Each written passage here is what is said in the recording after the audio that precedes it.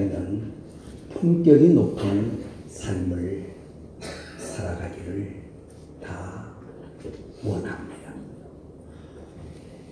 참 기품 있는 모습으로, 아주 귀족다운 모습으로 우리가 세상을 살아가면 세상에 많은 사람들이 인정을 해주고 그 삶을 복되다고 표현해주고 그리고 존중히 여겨주고 존경해 주는 겁니다.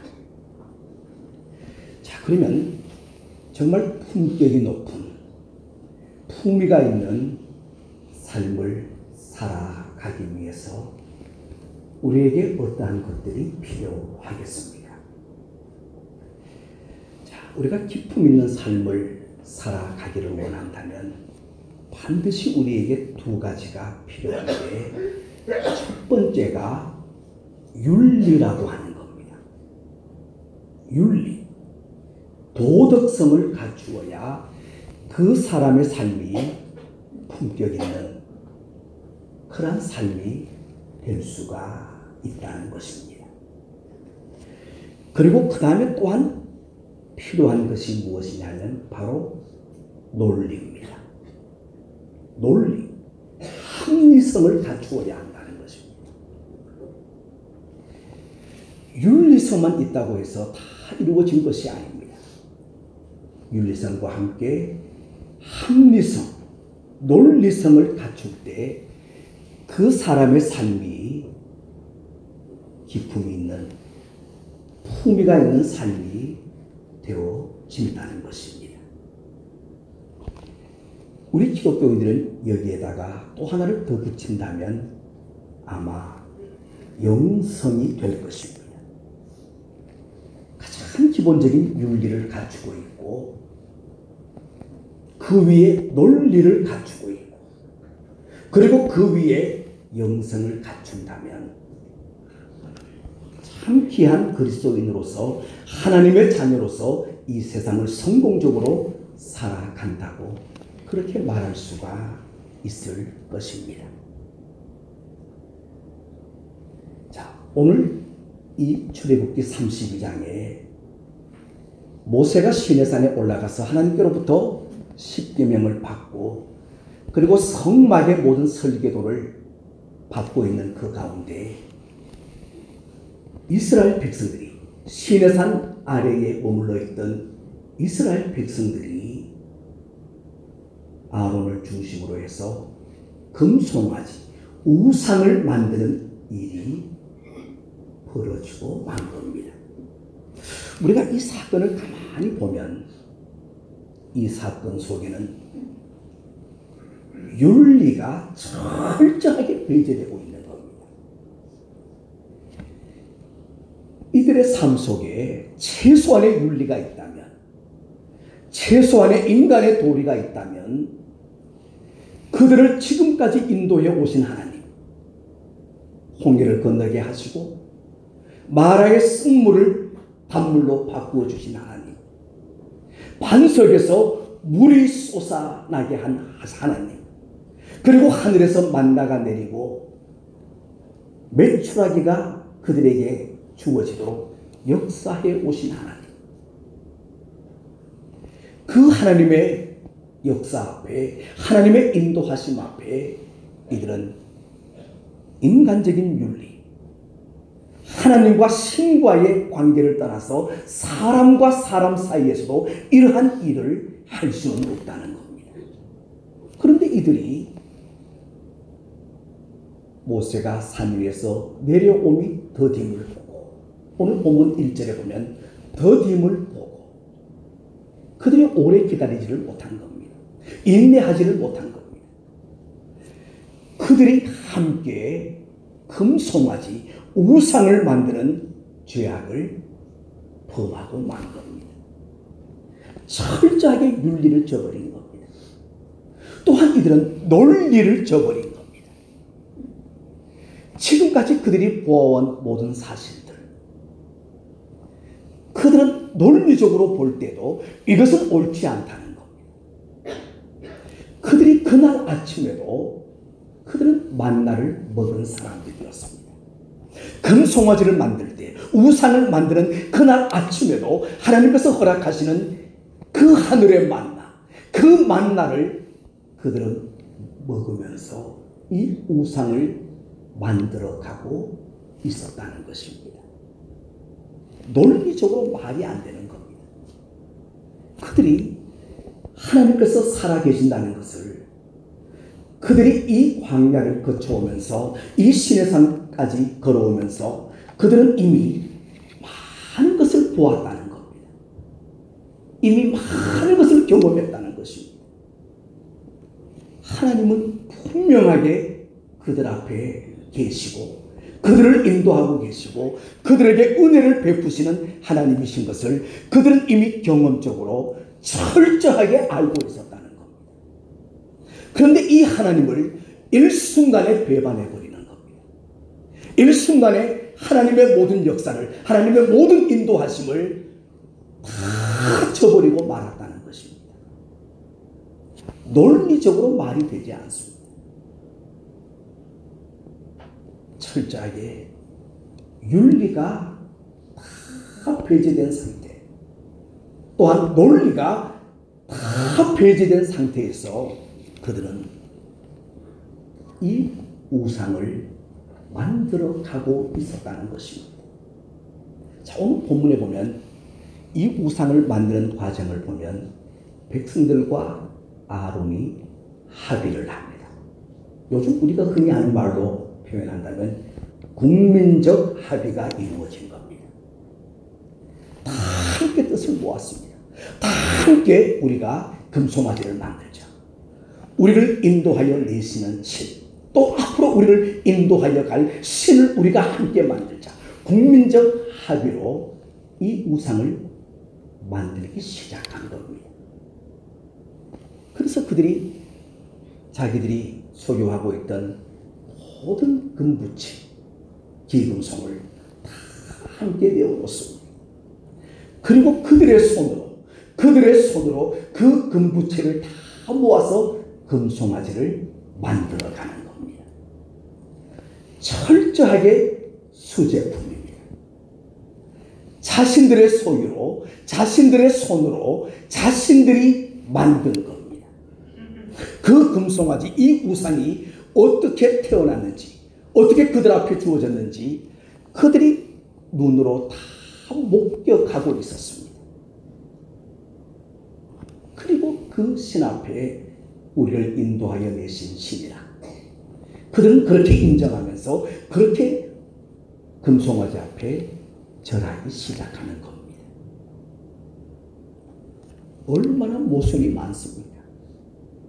아침에는 하나님이 주시는 그 만나를 먹은 사람들, 아침에 온 지면에 내려있는 그 만나를 보기만 해도 하나님이 살아계심을 충분히 알 수 있는 그러한 상황이었음에도 불구하고, 그리고 그 만나를 한 오멜씩 그들이 거두어와서 먹고 있으면서 이 금송아지를 만들어 간다는 겁니다. 논리적으로 모순입니다. 윤리적으로 모순입니다. 결국 이들의 이 행동은 하나님의 진노를 가져오게 됩니다. 우리가 오늘 이 본문의 말씀 속에 보면 이 하나님의 진노를 우리가 보게 되는데, 우리는 이 본문을 읽으면서 우리는 하나님의 진노에 집중하기가 쉽습니다. 그런데 우리는 하나님의 진노에 집중할 것이 아니라 하나님을 진노케 한 이스라엘 백성들의 모습에 우리는 집중할 수 있어야 합니다. 오늘 우리가 살아가면서 우리가 때때로 하나님의 진노, 하나님의 무서운 심판을 받을 때가 있는데, 우리는 그러한 일들을 당할 때마다 우리는 진노하시는 하나님을 바라보고 하나님의 심판에 집중할 때가 참 많이 있지 않습니까? 그런데 이것은 잘못된 겁니다. 우리가 그러한 일을 당할 때 우리가 집중해야 할 바는 진노하시는 하나님이 아니라는 겁니다. 하나님의 심판에 우리가 집중할 것이 아니라는 겁니다. 이 심판을 불러온 하나님의 진노를 만들어온 내 자신의 부정함을, 내 자신의 불충함을 우리가 볼 수 있어야 하고 깨달을 수 있어야 한다는 것입니다.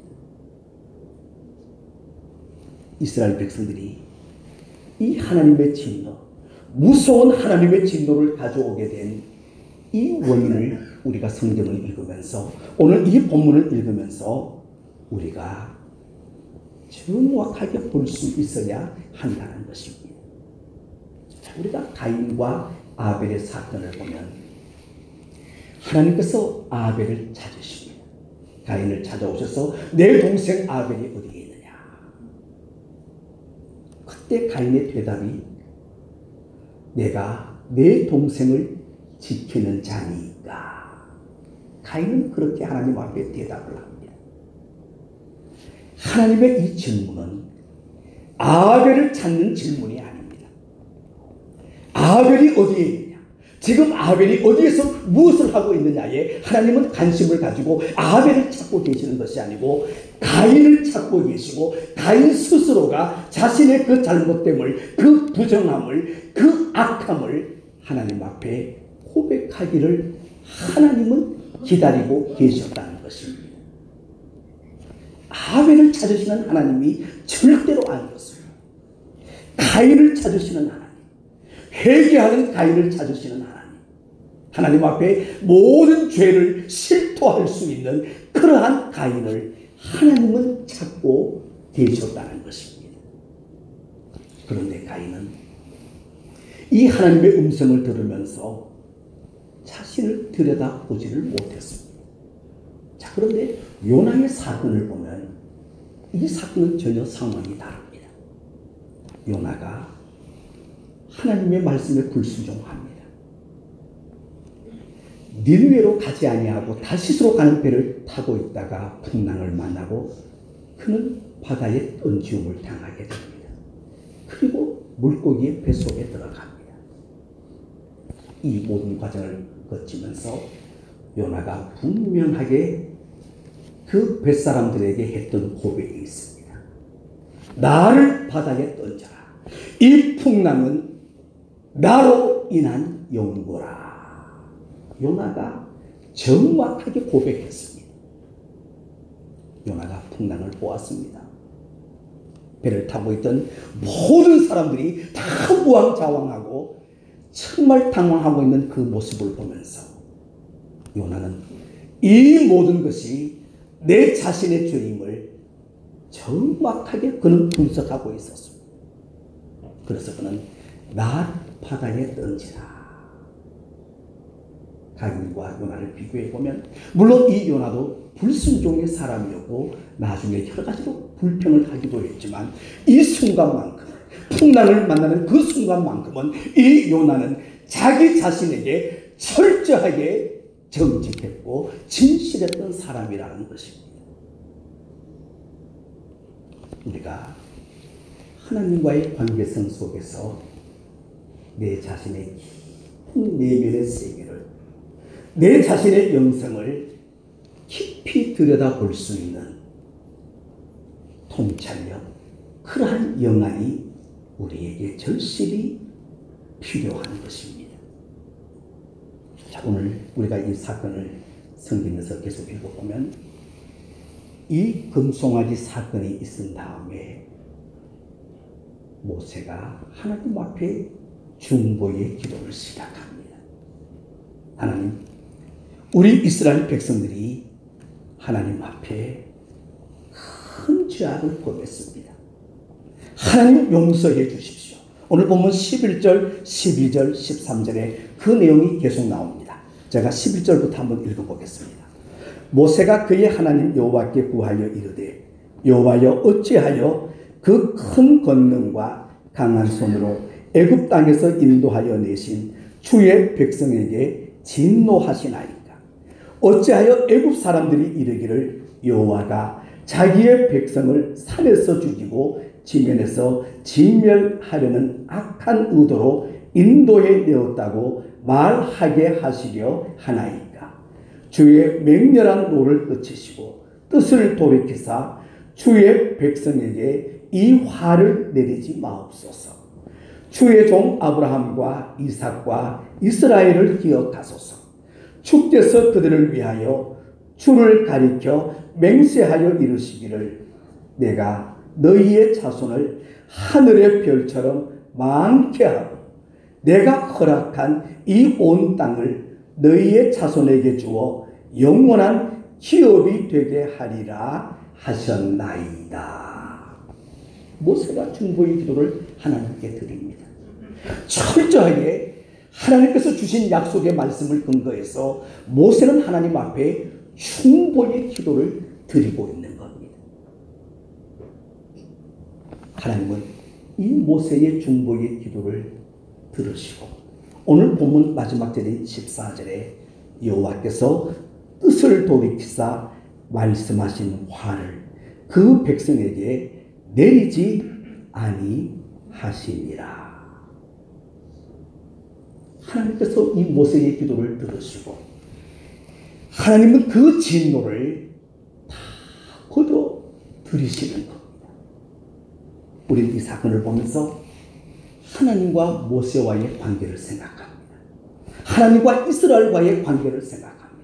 그리고 모세와 이스라엘과의 관계를 우리가 생각해 보는데 우리가 이 모세의 기도, 모세의 이 중보의 기도를 보면서 우리는 십자가상의 예수님을 깊이 우리는 깨달아야 한다는 것입니다.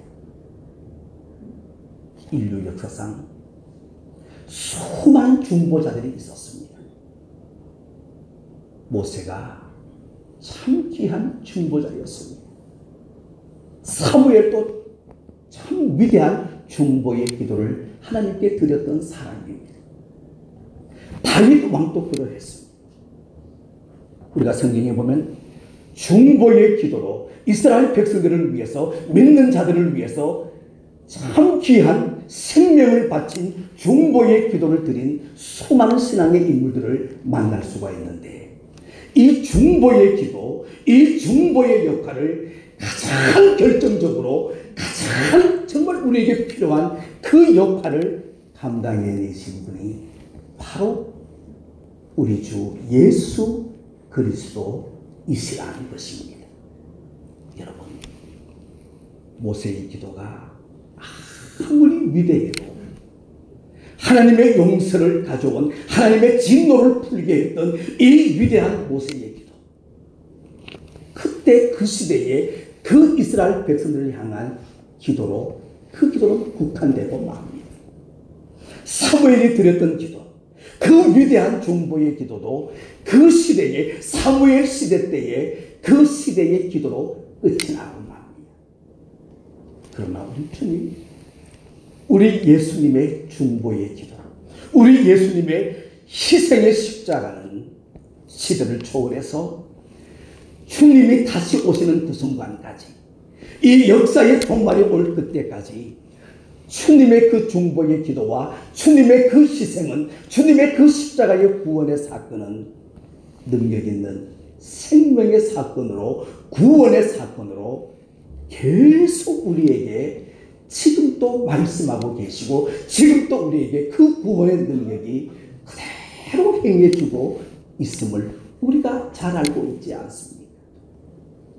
우리가 단순히 우상을 만들고 하나님께서 진노하시고 모세가 중보의 기도를 하고 하나님은 그 진노를 거두어드리는 단순한 한 역사적인 사건으로, 한 시대의 사건으로 이 사건이 끝나는 것이 아니라는 것입니다. 하나님은 이 사건을 통해 우리 인생들의 죄악을, 우리 인생들의 잘못된 본성을 하나님은 다 고발하고 계십니다. 참지 못하는 인간들, 기다리지 못하는 인간들, 윤리적으로, 논리적으로 철저하게 배반해버리는 인간들, 이 인간들의 못남, 이 인간들의 부족함을 하나님은 이 사건을 통해 우리에게 적나라하게 다 보여주고 지켜주고 계신다는 겁니다. 이것이 지금부터 3400년 전의 사건이 아닙니다.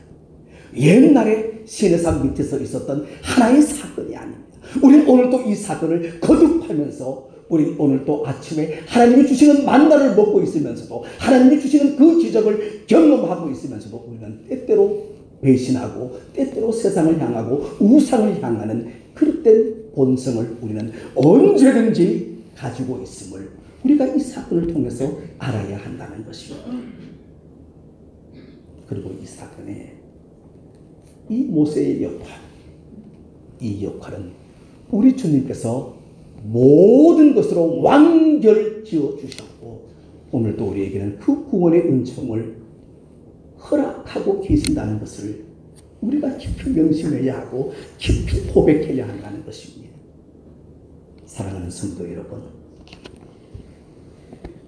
우리가 예수 그리스도가 없다면, 십자가에 달리신 하나님의 아들이신 예수 그리스도가 없다면 오늘 우리의 생명은 아무런 의미가 없는 것입니다.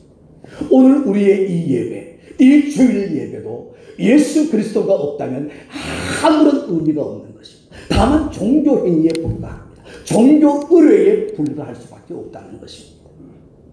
오늘도 우리 가운데 살아 역사하시는 예수 그리스도의 이 놀라운 은혜가 오늘도 우리의 모든 삶을 지배하고 있음을 우리는 고백해야 합니다.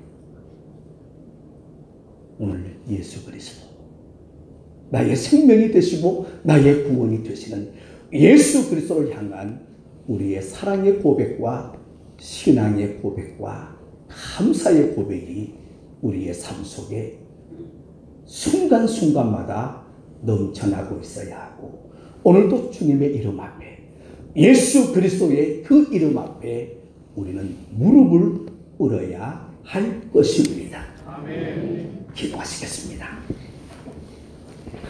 거룩하신 아버지 하나님, 시내산 밑에서 금송아지를 만들었던 이스라엘 백성들의 어리석음을 저희들이 본문에서 읽었습니다. 진노하시는 하나님의 모습도 우리 말씀 속에서 읽었습니다. 우리는 이 사건을 볼 때마다 우리는 이스라엘 백성들의 잘못을 보면서 우리는 아주 자유한 듯이 살아왔습니다. 우리가 이런 사건을 보면서 하나님의 진노를 사게 했던 그들의 모습을 보면서 오늘 하나님의 진노를 사고 있는 내 자신의 어리석음과 내 자신의 불충을 우리가 볼 수 있는 영안을 열어 주옵소서. 모세의 중보기도, 그 중보기도에 하나님의 진노를 풀 수 있는 그 귀한 중보의 기도가 그리스도 예수 안에서 십자가 안에서 완성되어졌음을 우리가 보게 해주시고 오늘도 하나님 앞에 겸허히 머리를 조아리면서 오늘도 우리 주님 예수 그리스도의 이름을 높이면서 하나님 앞에 복되게 살아가는 믿음의 백성들이 되게 하여 주옵소서. 예수님의 이름으로 기도드립니다. 아멘.